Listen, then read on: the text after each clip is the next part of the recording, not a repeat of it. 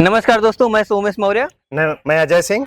आज हम लोग आए हैं प्रतापगढ़ के नेडा ऑफिस। हाँ, यूपी नेडा और प्रतापगढ़ कार्यालय में आज हम और सोमेश जी आपके सामने हैं। तो आज यहाँ आने का हमारा मुख्य उद्देश्य है जो सोलर से संबंधित योजनाएं चल रही हैं, जैसे कि कुसुम योजना है, पीएम सूर्य घर, ढेर सारी सोलर से संबंधित योजनाएं। उसमें किसान भाइयों आपको बहुत कंफ्यूजन था, तो आज उसी को दूर करने के लिए हम यूपी नेडा प्रतापगढ़ ऑफिस में आए हुए हैं। और इसमें भारत सरकार और राज्य सरकार कितनी क्या क्या सब्सिडी दे रही है, इसके बारे में जानेंगे। तो बने रहिए वीडियो में।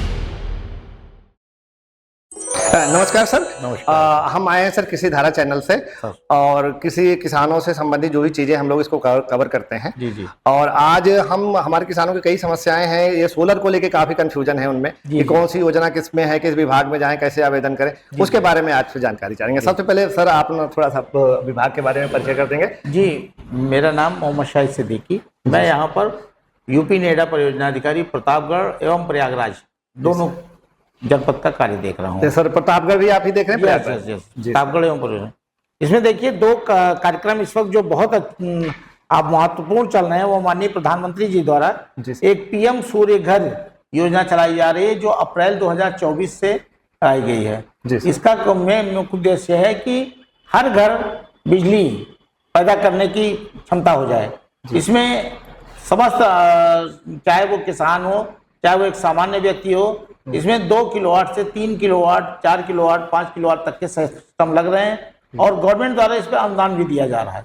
2 किलोवाट का जो ऑन ग्रिड संयंत्र लग रहा है, इसमें 1,20,000 रुपए कीमत आ रही है और 90,000 रुपए संयंत्र स्थापित होने के उपरांत वो उनके बैंक खाते में 90,000 रुपए सीधे सब्सिडी वापस आ जाएगी। इसमें 60,000 रुपए केंद्र सरकार की और 30,000 रुपए प्रदेश सरकार की।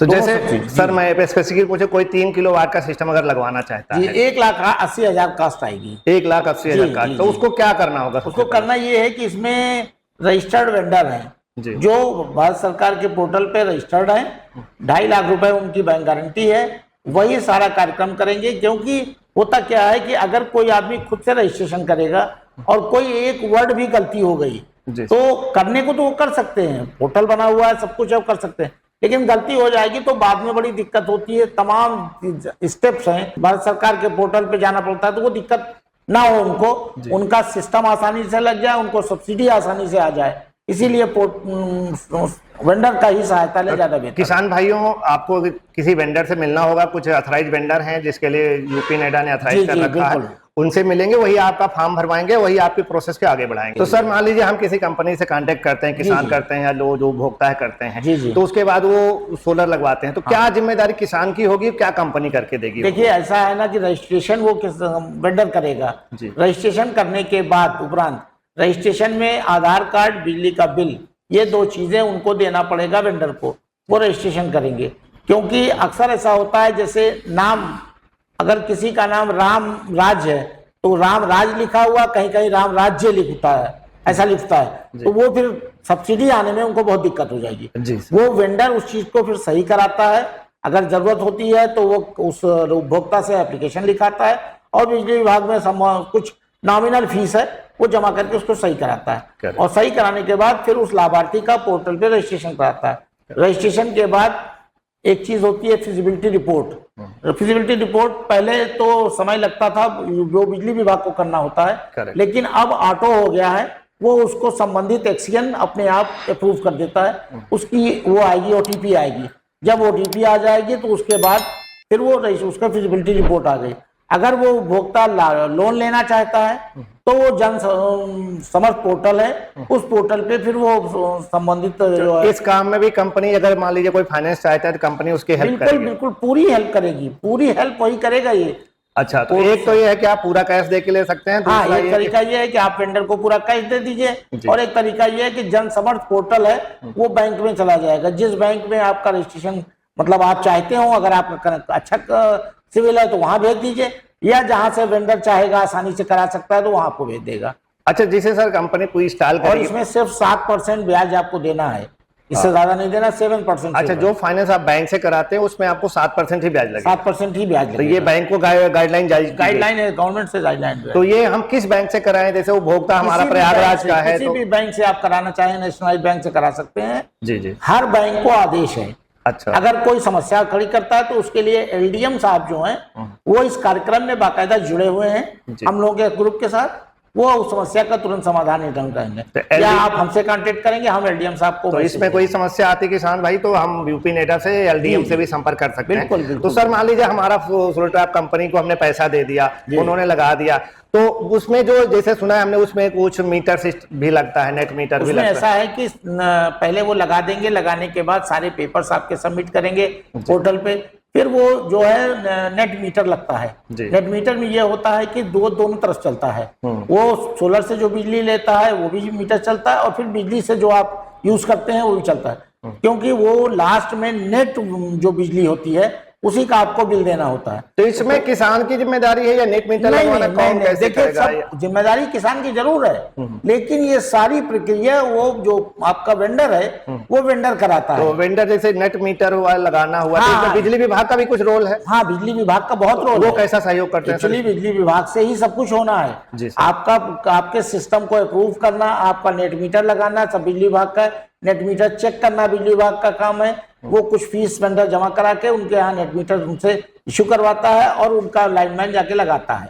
ये सारा कुछ वेंडर करवाता है, लेकिन ये है कि उसमें उपभोक्ता अगर सहयोग करे तो ये काम जरा जल्दी हो जाता है और बिजली विभाग को ही करना है ये सब काम। तो सर इतना सब काम होने के बाद जो लास्ट पॉइंट आता है इसमें कि सर सब्सिडी फिर हाँ, कैसे वो है? सारे पेपर्स जैसे वो बिल है या जो उसका पैनल की सोलर पैनल लगेगा उसकी सीरियल नंबर है, एक इन्वर्टर लगेगा उसका सीरियल नंबर है, ये सारी चीजें उठा के वो पोर्टल पे लोड कर देगा। ये कंपनी अपलोड करेगी? जी, कंपनी अपलोड कर देगी। कंपनी अपलोड इसलिए करेगी क्योंकि जो उपभोक्ता होता है वो इतना जानकार नहीं होता है, उनको ये सब चीज की जानकारी है, और अगर पता चला कोई भी चीज गड़बड़ी हो गई तो उस बेचारे की सब्सिडी फंस जाएगी। तो इसके लिए पोर्टल वो लगे हुए हैं कि वो करते हैं और वो खुद जो है करके सब कुछ फंक्शनल होने के बाद सर मान लीजिए कि सब इंस्टॉलेशन हो गया तो कितने दिन के अंदर ये पेपर भी सबमिट हो गए तो कितने दिन में सब्सिडी है? तौर पे 2 महीने में सब्सिडी आ जाती है। 2 महीने, लेकिन कभी कभी लेट भी हो जाता है क्योंकि पोर्टल सिस्टम है। अब जैसे इधर ही आज 15 दिन से पोर्टल नहीं चल रहा है, हम लोग कोई रिपोर्ट नहीं पा रहे हैं, समस्या हो जाती है।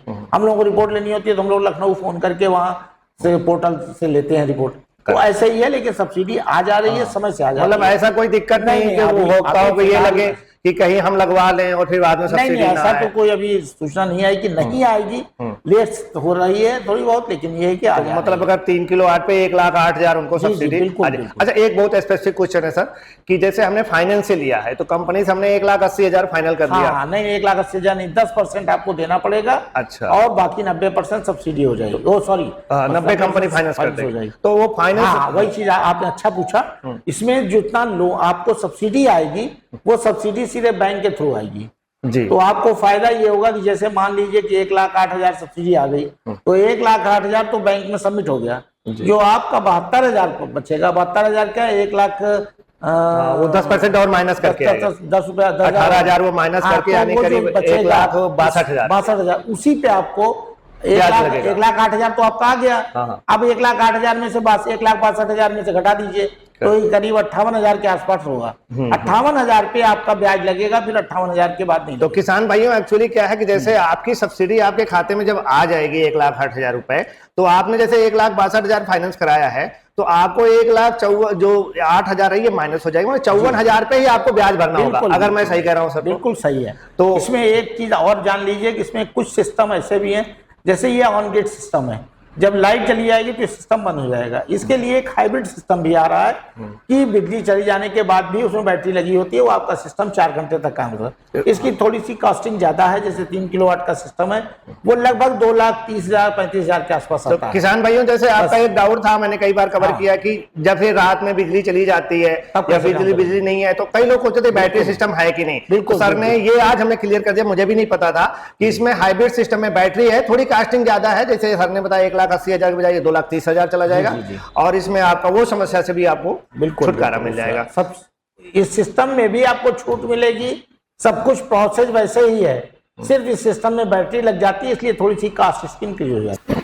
तो सर आपने बहुत सारे कंफ्यूजन हमारे दूर किए और आपने इतने बिजी शेड्यूल में भी इतना हमको समय दिया। ये तो हमारा काम है, पब्लिक की सेवा करना ही काम। अब ये है कि आपने भी इतना मेहनत किया कि यहाँ तक आप आए, आपने ये योजना पहुंचाई किसानों तक, अब कि इतने किसान तो हमारे पास नहीं आ पाते, जो किसी काम से आते हैं वही यहाँ तक आ पाते हैं। बहुत अच्छा लगा मुझे भी। जी। आप कभी भी कोई दिक्कत हो, अगर कोई किसान यहाँ आ सकता है तो बहुत अच्छी बात है। तो जो सामने सामने बैठेगा तो थोड़ा सा समझाने में भी आसान रहता है। फोन से किसानों को या लोगों को, जो लोग समझते हैं योजना, ना तो हमारे पास इतनी फुर्सत रहती है कि हम उतना समझ दे सके, ना उनको फुर्सत रहती है कि वो हमको उतनी देर समझ। तो अगर आमने सामने बैठ जाएंगे तो उनको पूरी योजनाओं की जानकारी, सब कुछ पूरा क्रियान्वयन करा देंगे। तो सर मैं पहले भी सर यूपी नेडा के ऑफिस में आ चुका हूं। मैंने देखा यहाँ का जो लोगों के साथ जो संपर्क है, आपका जो क्या कहते हैं एटीट्यूड, बहुत अच्छा लगा यूपी नेडा का। हर बार हमें लगा कि आप ज्यादा से ज्यादा योजना चाहते हैं, लोगों को लाभ पहुंचे। नहीं बिल्कुल। और इतने बिजी शेड्यूल में भी आपने इतना समय लिया, इसके लिए बहुत बहुत धन्यवाद। धन्यवाद। नमस्कार। आपने आज के वीडियो में देखा कि कितनी तरह की सोलर की योजनाएं हैं, खेती से किसानों के लिए और पीएम सूर्य के शहरों के लिए भी जो योजनाएं हैं, इन सभी योजनाओं के बारे में आपने विस्तार से जाना। दोस्तों, इन योजनाओं से संबंधित आपके मन में जो भी सवाल है उसको आप कमेंट कर दीजिए, और वीडियो पसंद आए तो वीडियो को लाइक कर दीजिए, और हमारे चैनल कृषि धारा को सब्सक्राइब कर दीजिए। मिलते हैं नए वीडियो में नए टॉपिक के साथ, तब तक के लिए नमस्कार। नमस्कार।